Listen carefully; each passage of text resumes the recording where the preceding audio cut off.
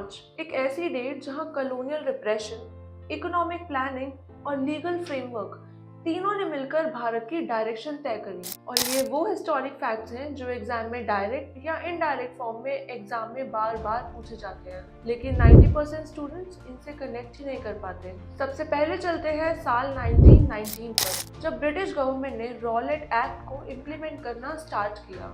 इस कानून के तहत पुलिस किसी को भी बिना ट्रायल के अरेस्ट कर सकती थी। प्रेस पर कंट्रोल, सिविल लिबर्टीज पर रिस्ट्रिक्शन, ये सिर्फ एक्ट नहीं था, ये सिंबल था कॉलोनियल रिप्रेशन का। और इसी के खिलाफ महात्मा गांधी जी ने एक नेशन वाइड प्रोटेस्ट स्टार्ट किया, सत्याग्रह का एक नया फेज। और ये आंदोलन आगे चलकर जलियांवाला बाग मैसेकर का बैकग्राउंड बना। लेकिन 1 मार्च सिर्फ रेजिस्टेंस की कहानी नहीं है। चलते हैं 1951 पर। इंडिपेंडेंट इंडिया अपना इकोनॉमिक रोड मैप तैयार कर रहा था। प्लानिंग कमीशन ऑफ इंडिया के अंडर फर्स्ट 5 ईयर प्लान का इम्प्लीमेंटेशन स्ट्रॉन्गली स्टार्ट हुआ और उसका फोकस था agriculture, rural development and irrigation. ये सिर्फ प्लानिंग नहीं थी, ये सेल्फ रिलायंट भारत की फाउंडेशन थी। और फिर चलते हैं 1860 पर। इंडियन पीनल कोड, जो लॉर्ड मैकॉले की कमेटी के अंडर ड्राफ्ट हुआ था।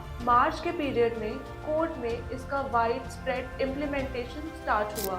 ये आईपीसी ही है जो आज भी इंडियन क्रिमिनल लॉ की बैकबोन है। कॉलोनियल टाइम में बना, लेकिन आज भी इंडिपेंडेंट इंडिया में रेलेवेंट है। 1 मार्च, एक तरफ रिप्रेशन का एक्ट, एक तरफ नेशन बिल्डिंग की प्लानिंग, एक तरफ रेजिस्टेंस का मूवमेंट और एक तरफ लीगल स्ट्रक्चर का फाउंडेशन।